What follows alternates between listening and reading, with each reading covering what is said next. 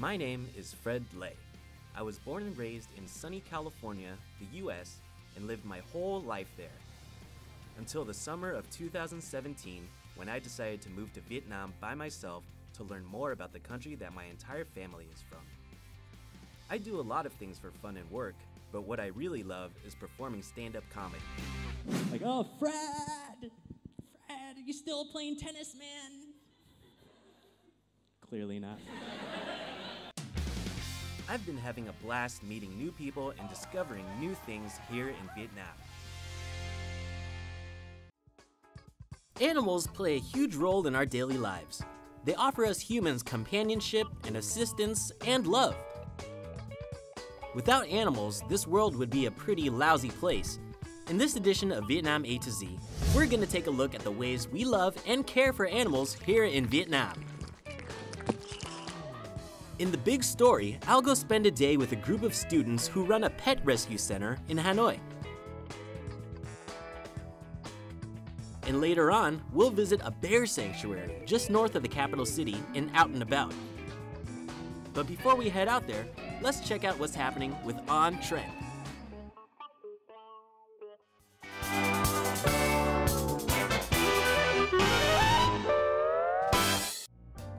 Do you like dogs?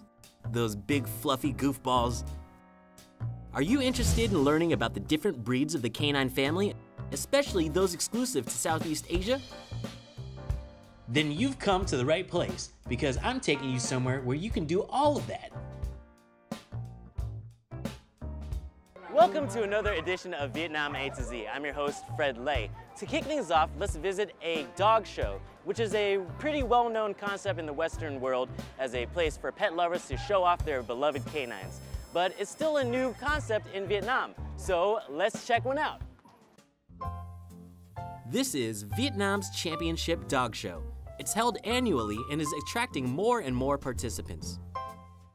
A dog show is a competitive event for dogs and their owners to see who has raised the best dogs with the top qualities of their breeds. The first event of this type was held in the UK in the late 19th century and quickly spread to Europe as well as America. It has now grown internationally to become a long-standing and revered tradition. Right behind me is where all the action takes place. The dogs are judged one by one based on posture, gait, presentation to see who comes home with the top prize. This is an important part of the competition. It will help professional breeders select good traits in the hunt for the perfect purebred dog. Con chó như thế nào được giải? Thứ nhất mình nhìn vô nó là phải đặc trưng của giống chó đó. Cái thứ hai là cái thần thái của con chó đó thể hiện ở show là như thế nào. Cái thứ ba là cái về sức khỏe và thứ tư là cái vận động của con chó đó như thế nào. Ví dụ như là con chó Phú Quốc hiện tại là tiêu chuẩn nó là cái tai nó phải là dựng đứng, không à? Và cái phần mắt là phải là xếp và có độ hoang dã. Và tiếp theo là cái phần lông đó thì hiện tại là bộ tiêu chuẩn là lông Phú Quốc là ngắn và cứng và không quá 2 cm. Đó là những cái tiêu chí mình chọn con chó.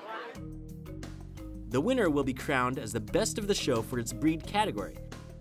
A prize like this is very valuable for dog breeders. Nowadays, it's not uncommon to see Vietnamese dog owners spending thousands of dollars on their dogs. More and more people believe that dogs are more than just household livestock. Đối với chúng tôi, cái mục đích để tổ chức những cuộc thi như thế này là giúp cho con người nâng cao cái tình yêu thương đối với động vật hơn nữa và đặc biệt là những chú chó người bạn trung thành của chúng ta.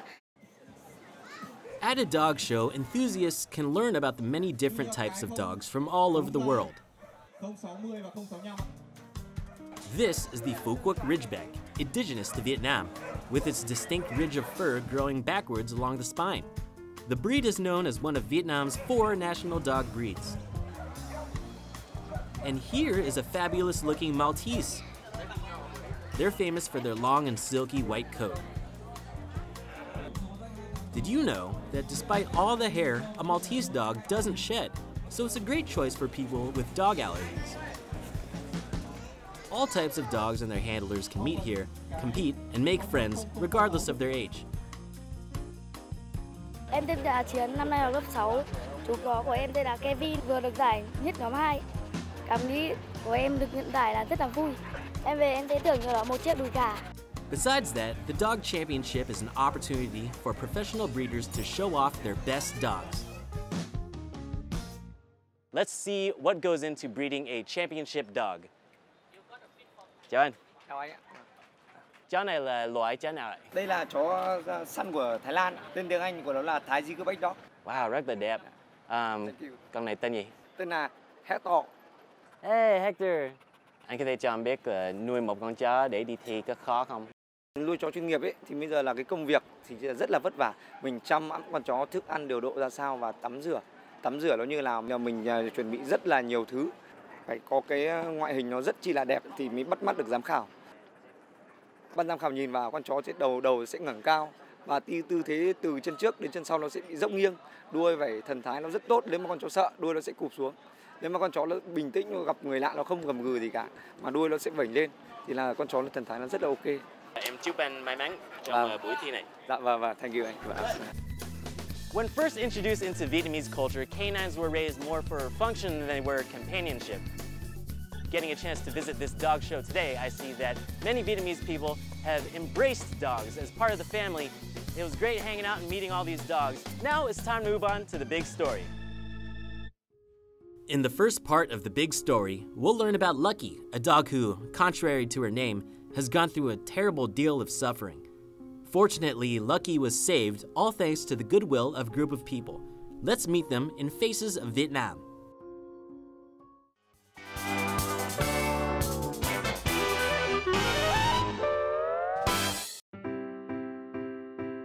Let's meet Emma Patterson, British expat living in Ho Chi Minh City. She's the leader of Animal Rescue and Care, or ARC. ARC was founded in 2011 to directly address the plight of abandoned animals in Ho Chi Minh City, Vietnam. We rescue abandoned and abused animals. So if some people bring in stray feral cats, any dog that doesn't have anybody to care for it or look after it, people bring it to us. We take it in, we treat it medically, we give it love, we train it, and then we find it a new home.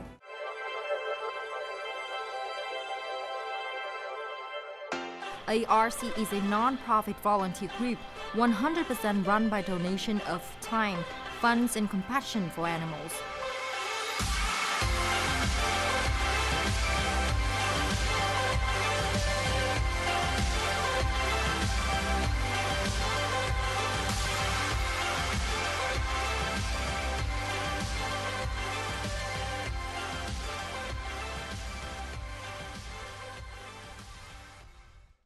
One of the rescue is a dog named Lucky. The rescue became a viral story on the internet. Lucky suffered from severe necrosis, having been mouth-taped for weeks, rendering her chances of survival very grim indeed.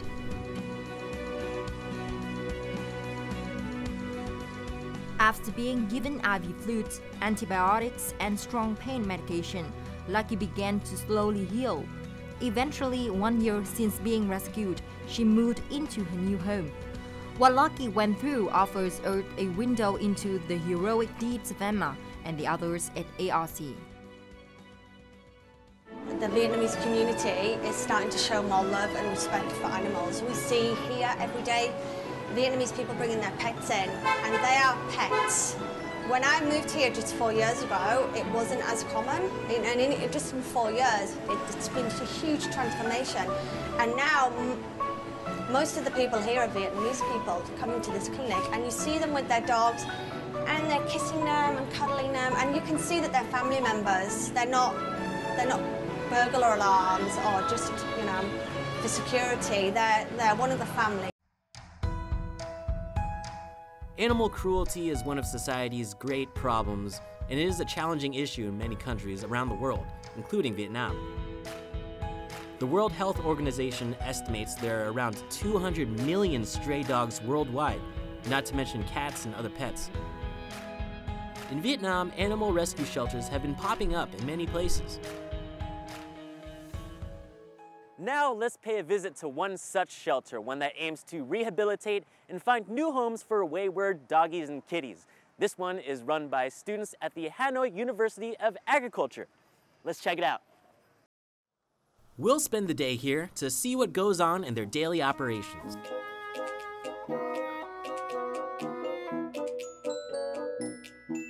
Located in the Gia Lam district, the group has been rescuing helpless animals for 2 years.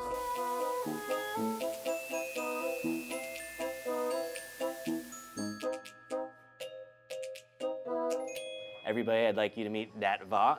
He is currently in charge of the shelter here at the Hanoi University of Agriculture. Để có thể cho anh biết là tại sao mà Đạt chọn việc giải cứu động vật. Động vật nó có lòng trung thành và rất là quý chủ. Dù chủ nó có thế nào đi nữa thì nó vẫn là luôn bên cạnh chủ mình, luôn bảo vệ cho chủ mình. Em gặp rất là nhiều trường hợp chó bị bỏ rơi, chó mèo bị bỏ rơi không nơi nương tựa. Em cảm thấy lúc ấy em không thể làm được gì được. Em muốn là mình làm được một cái gì đó cứu giúp bọn nó, mang một cái cuộc sống tươi đẹp đến với bọn nó. When Dat enrolled in the Vietnam University of Agriculture, he found out about the animal rescue volunteer group and decided to join. They have found new owners and new homes for thousands of pets so far. Trạm được chính thức thành lập vào thứ Ba ngày 3 tháng 3 năm 2016. Thì bây giờ luôn có cái tên TI33 xuất hiện. Trạm được thành lập do thầy Hoàng Minh trong bộ môn giải phẫu tổ chức cùng với một số anh chị sinh viên khóa năm 8 khoa thú y. Thời điểm ban đầu thành lập thì trạm khoảng tầm 10 sinh viên. Thời điểm ấy khó khăn, đi thuê trọ rất là xa và lúc ấy cũng chưa nhiều người biết đến và chưa nhiều người tin tưởng vào trạm.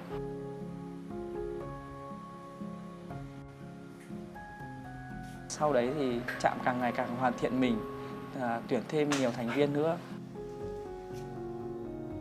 The dogs and cats here all look like they have some stories to tell. Stay tuned, as in the next part of our show, we'll get to know more about some of our little friends.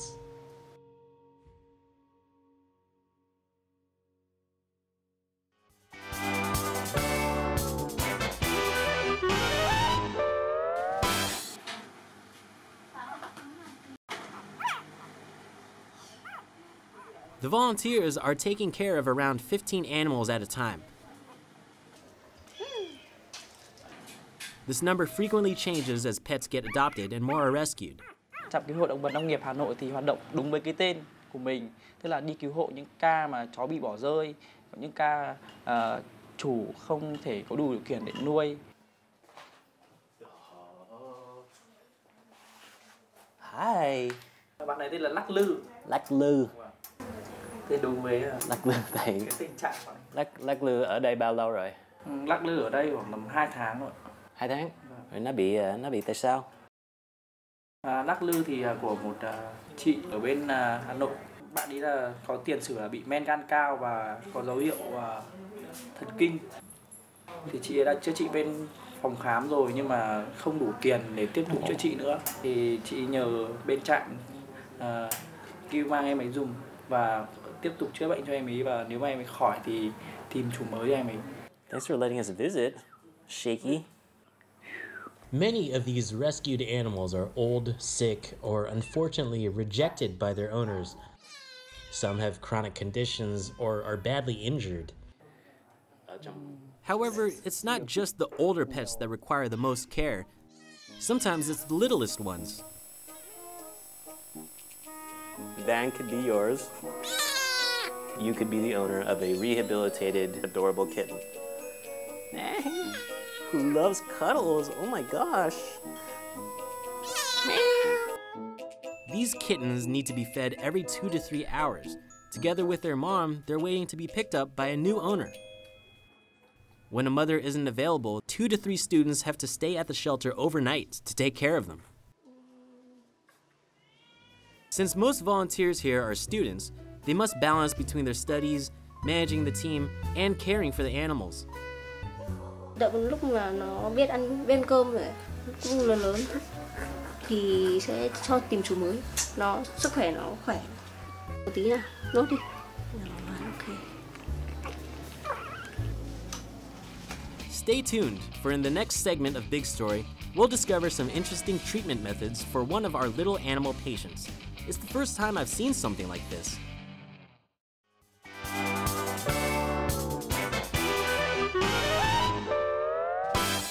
Now we're at the university's animal hospital, where I'm about to head into the Acupuncture Ward, where traditional Eastern medicine is used to rehabilitate some of our furry friends who need some help getting around. I'm here to pick up a puppy patient who just finished a round of treatment and could probably use a nap. Most patients at this ward are paralyzed. Some were born with paralysis, and some are working their way through an injury. This type of treatment utilizes needles placed on specific spots of the body, which carry a small electric current through them. The goal is to stimulate and promote functional recovery.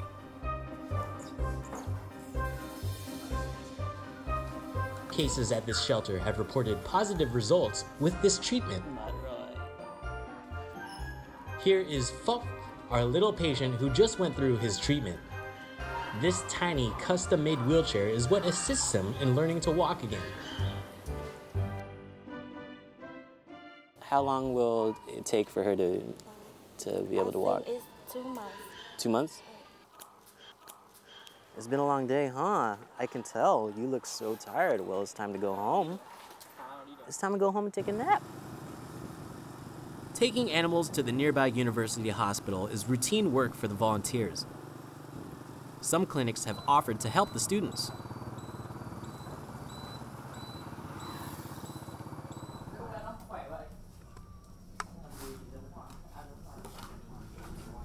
Nồi này thì nấu cho khoảng 6 đến 10 con, cả chó cả mèo đều ăn ạ.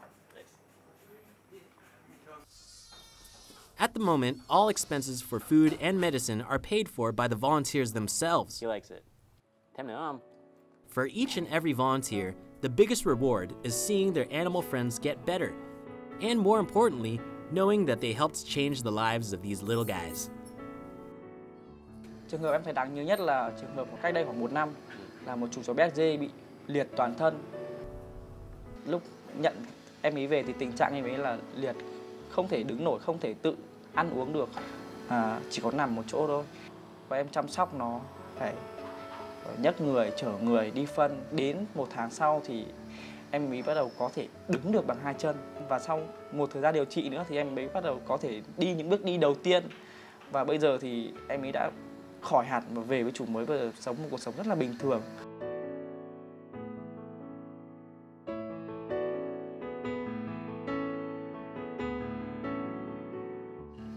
Cái mà là bọn em làm được những điều mà em không thể tin là bọn em thể làm được những điều đấy. Vietnam still has much to improve in terms of animal welfare. In recent years, the country has been working hard to battle the wildlife and wildlife products trade. However, there's no specific laws yet on the treatment of animals in general. The animal welfare is currently one of the liveliest debates here in Vietnam, and it's expected to be an important part of the draft of the animal husbandry law, which will be discussed at the National Assembly at the end of the year. Some say one good deed won't do much in helping change the situation, but their combined work have inspired countless young people and surely help in the process of changing society's old perspectives and habits.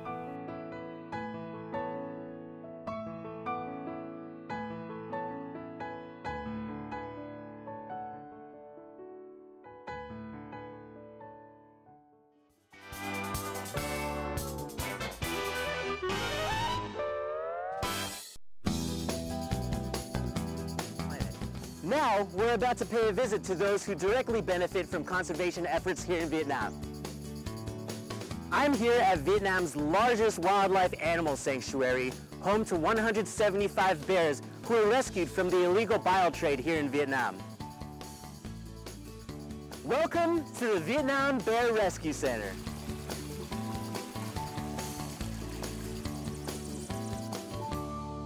Once we make it over this hill, there's gonna be bears.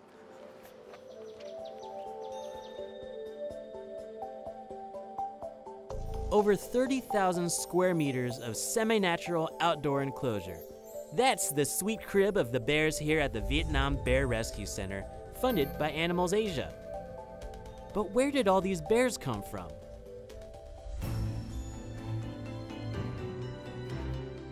Animals Asia estimates that there are more than 12,000 bears in biofarms in Vietnam and China, and that in the past year alone, 700 bears in farms across Vietnam have died from starvation or infection.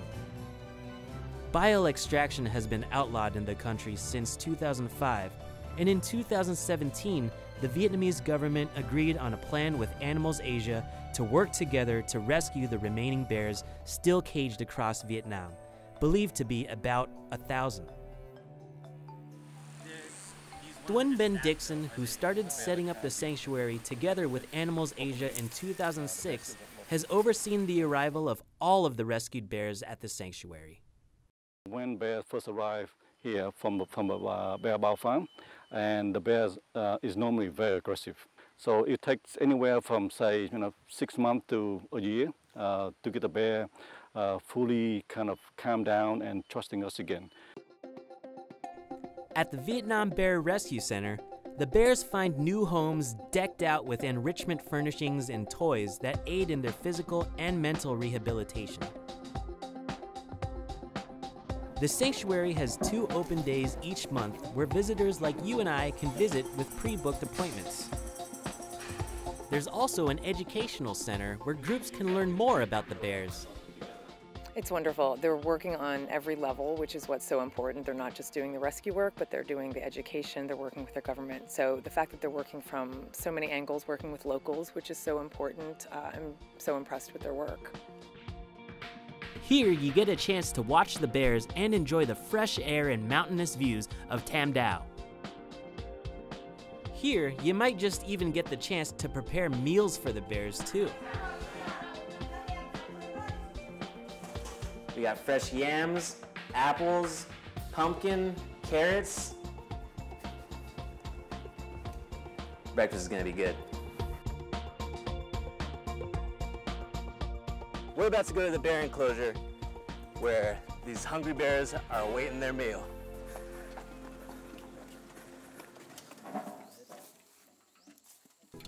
I'm joining the team here in hiding the food for the bears to find, encouraging them to actively look for their breakfast. I'm gonna try to be clever and get up to some spots that I think that the bears might have a hard time getting to. Nope. These bears got some pretty sweet digs, a little bit cooler than my apartment.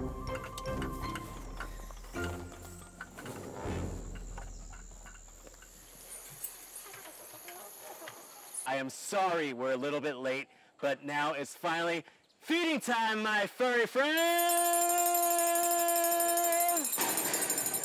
And there they go, looking for their food. Go Bears!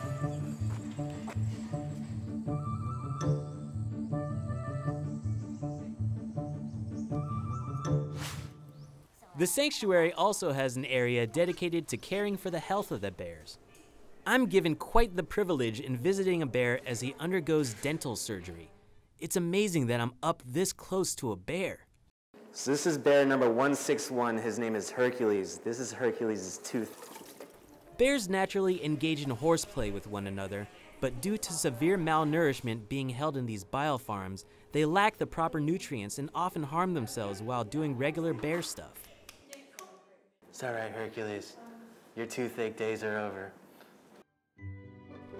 It was so awesome getting out and about to hang out with these bears who are now thriving in a safe place after being put through such trauma.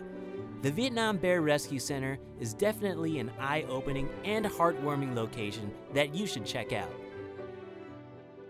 For me, it's a great pleasure to see the bears kind of fully forgive what mankind has done to it, and here now, and enjoying the life that it should be.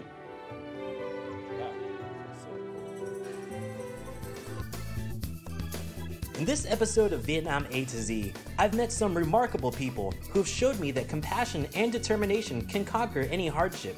I also got the opportunity to meet some lovely animals who refuse to give up on life despite all its challenges. I hope you had a good time watching this episode. To rewatch our programs, please log on to vtv.vn or our YouTube channel at youtube.com/VTV4Go. Thank you very much for watching, and we'll see you on the next Vietnam A to Z.